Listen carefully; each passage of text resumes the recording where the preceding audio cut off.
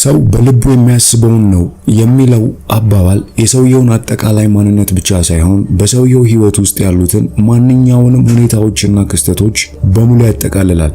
እንዲሁ ስናየውም ሰው የሚያስበውን ነው የሚለው ባህሪው የሁሉም ሐሳቦቹ አጠቃላይ ድምር ውጤት ነው ማለት ነው። በዛሬ የመጽሐፍ ቅምሻችን ሰው የአእምሮ የሰውነቱና የሁኔታዎች ንጉሥ እንዴት በማሰብ ብቻ መሆን እንደሚችል አንዳንድ ቁልፍ ሐሳቦችን እናያለን። ተክል ከዘር እንጂ ያለ ዘር እንደማይበቅል ሁሉ የሰውም እያንዳንዱ ድርጊት ከተደበቀው የሰው የሐሳብ ዘር ይመነጫል። ከነዚህም ሐሳቦችም ውጭ ሊገለጥ አይችልም። ይህም ነገር ሆን ተብለው በሚደረጉ ነገሮች ላይ ተግባራዊ የሚሆነውን ያህል ሳይታሰብ በድንገት በሚደረጉና ባለማወቅ በሚደረጉ ነገሮች ላይ እኩል ተግባራዊ ይሆናል። ድርጊት የሐሳብ ችግኝ ነው። ደስታና ስቃይም የሐሳብ ፍሬዎች ናቸው። የሰው ልጅም መራራውንም ሆነ ጣፋጩን ፍሬ ከራሱ የሐሳብ እርሻ ይሰበስባል። የሰራን በአእምሯችን ውስጥ ያለ ሐሳብ ነው። እኛ የተሰራነውና የተገነባነው በሐሳብ ነው። የአንድ ሰው አእምሮ መጥፎ ሐሳብ ካለው ጋሪው ከፈረሱ ኋላ እንደሚመጣ ሁሉ ሕመም በእርሱ ላይ ይመጣበታል። ነገር ግን በንጹህ ሐሳብ ጸንቶ ለሚኖር ሰው በእርግጠኝነት ደስታ እንደ ጥላ ከኋላ ይከተለዋል።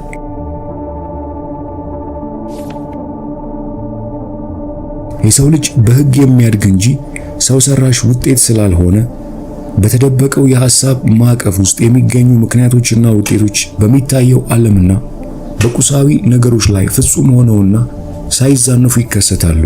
ታላቅና አምላካዊ ባህሪ ያለማቋረጥ ከሚደረግ የትክክለኛ አስተሳሰብ ጥረትና ከአምላካዊ ሐሳቦች ጋር ለረጅም ጊዜ በሚደረግ ጥምረት የሚመጣ ተፈጥሯዊ ውጤት እንጂ እንዲሁ በአጋጣሚ ወይም በእድል የሚገኝ አይደለም።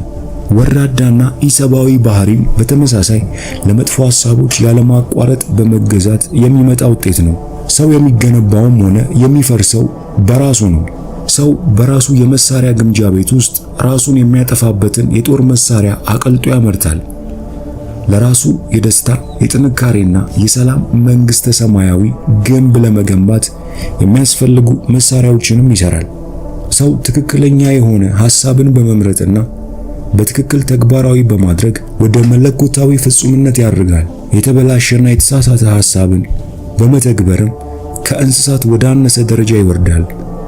ሁሉም አይነት የባህሪ ደረጃዎች በእነዚህ ሁለት ጽንፎች መካከል ውስጥ ይገኛሉ። የእነዚህ ባህሪዎች ፈጣሪና አዛዥ ደግሞ ሰው ነው።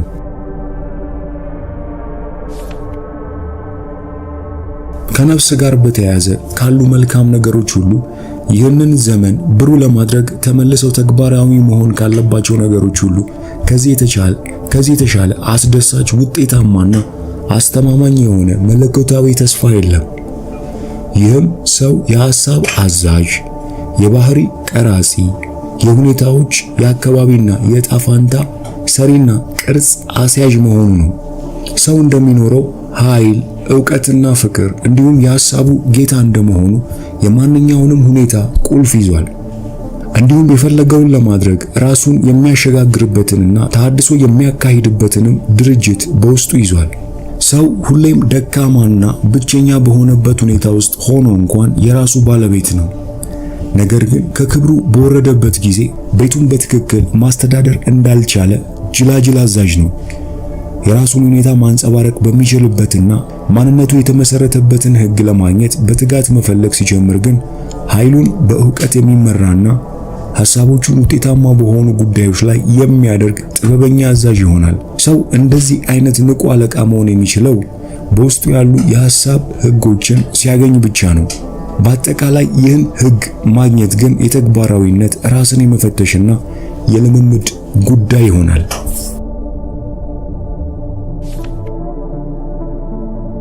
ወርቅና አልማዝ በብዙ ፍለጋና ቁፋሮ እንደሚገኙ ሁሉ ሰውም ከራሱ ጋር በተያያዘ ማንኛውንም እውነት ማግኘት የሚችለው በነፍሱ የማዕድን ስፍራ ላይ በጥልቀት ሲቆፍር ነው።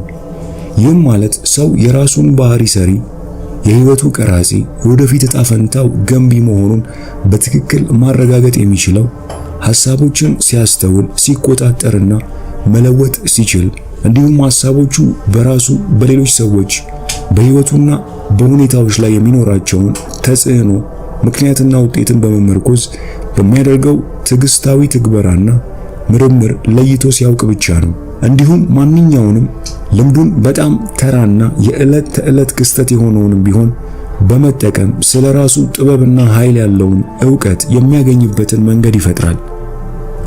ፈልጉ ታገኛላችሁ፣ አንኳኩ ይከፈትላችሁማል የሚለው ሕግ ተፈጻሚ የሚሆነው በዚህ እንጂ በሌላ በየትኛውም አቅጣጫ አይደለም። ሰው ወደ ዕውቀት ቤተ መቅደስ መግባት የሚችለው በትዕግስት በሚያደርገው ልምምድና ያለማቋረጥ በሚያደርገው ጥረት ብቻ ነው።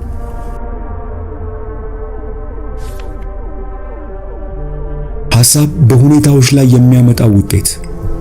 የሰው አእምሮ በዕውቀት እንደ ለማ ወይም እንዲሁ እንደ ተተወ የአትክልት ስፍራ ተደርጎ ሊወሰድ ይችላል። ነገር ግን ቢለማም ቢተውም የተሰጠውን ያፈራል። የማይጠቅም ዘር ከተዘራበትም የማይጠቅሙ የአረም ዘሮች በብዛት ይረግፉና መሰሎቻቸውን ማፍራት ይቀጥላሉ። ልክ አትክልተኛ የአትክልት ቦታውን እንደሚያለማውና ከአረም ነፃ በማድረግ የሚፈልገውን አበባና ፍሬ እንደሚያሳድግ ሁሉ ሰውም የተሳሳቱ የማይጠቅሙና የቆሸሹ ሐሳቦች ተነቅለው የተወገዱበትንና ፍጹም ትክክለኛ የሆኑ ጠቃሚና ንጹህ የሐሳብ አበባና የሚለማበትን የአእምሮ የአትክልት ቦታ ተደርጎ ሊወሰድ ይችላል። ይህንን ሂደት በመከተልም ወዲያውኑ ወይም ከጊዜ በኋላ የነፍሱ የአትክልት ቦታ አዛዥና የሕይወቱ መሪ መሆኑን ያውቃል። እንዲሁም በውስጡ ያሉትን የሐሳብ እንከኖች ሲያውቅ የሐሳብ ኃይሎችና የአእምሮ መሰረታዊ ነገሮች ባህሪን፣ ሁኔታዎችንና ዕጣ ፋንታን በመቅረጽ ሂደት እንዴት እንደሚሰሩ ከመቼውም ጊዜ በበለጠ በትክክል ይገለጥለታል።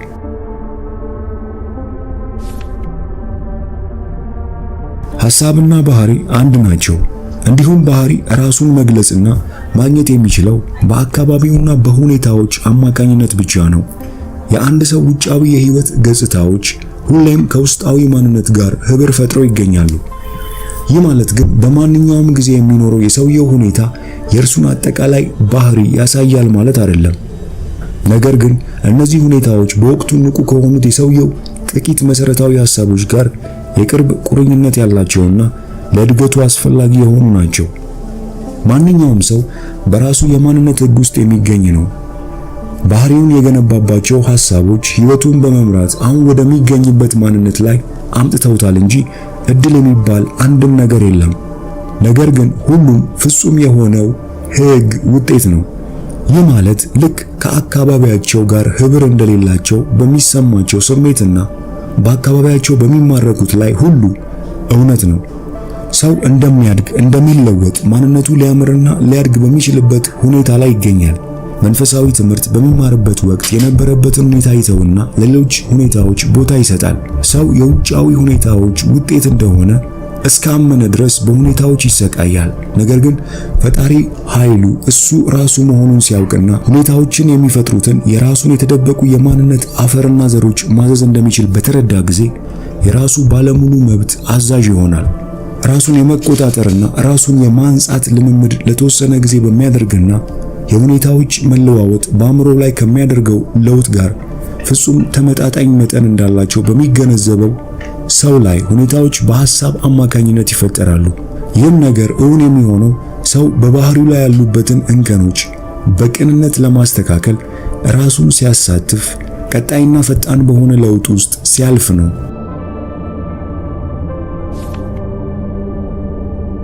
ነፍስ በሚስጥር የሚወዷትን የሚያፈቅሯትንና የሚፈሯትን ወደ ራሷ ትስባለች። ነፍስ ወደ ተቀደሰ የፍላጎት ከፍታ ትወጣለች፣ ወደ ረከሰ የፍላጎት ዝቅጠትም ትወርዳለች።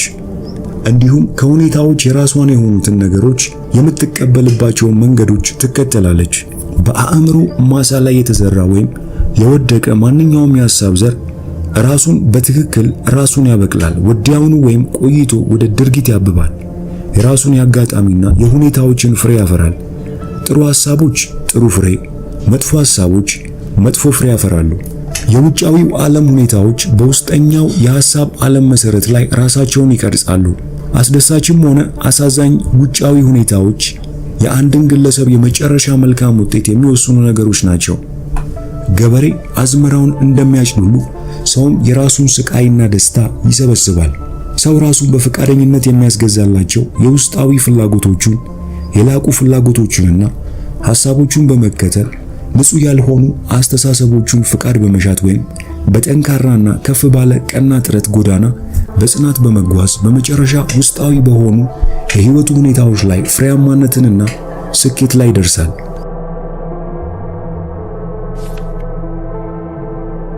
የእድገትና የመስተካከል ህጎች በማንኛውም ቦታ ይገኛሉ። ሰው እርዳታ ለማግኘት ወደ በጎ አድራጎት ድርጅቶች የሚመጣው ወይም ወደ እስር ቤት የሚገባው በዕጣ ፈንታው ቀንበር ወይም በሁኔታዎች ምክንያት ሳይሆን በተሰናከለ አስተሳሰቡና በዘቀጡ ፍላጎቶቹ ጎዳና በመጓዙ ነው። እንዲሁም አንድ ንጹህ ህሊና ያለው ሰው ድንገት ወንጀል ሲፈጽም የሚገኘው በማንኛውም ውጫዊ ኃይል ጫና ተደርጎበት አይደለም።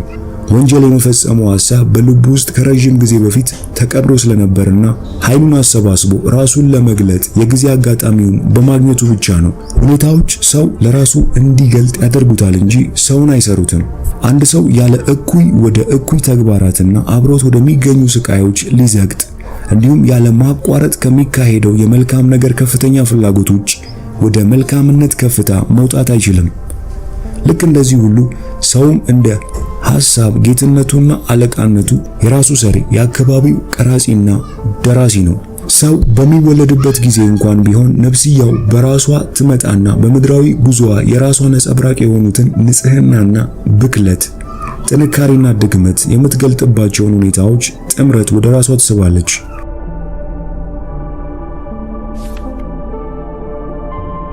ሰዎች ወደ ራሳቸው ማንነት እንጂ ወደሚፈልጉት ነገር አይሳቡም። ድንገተኛ ፍላጎቶቻቸው፣ ደስታቸውና ከፍተኛ ፍላጎቶቻቸው በእያንዳንዷ እርምጃ ላይ ተሰናክለው ሲቀሩ፣ ውስጣዊ ሐሳቦቻቸውና ፍላጎቶቻቸው ግን የራሳቸውን ምግብ ንጹህም ሆነ ቆሻሻ ይመገባሉ።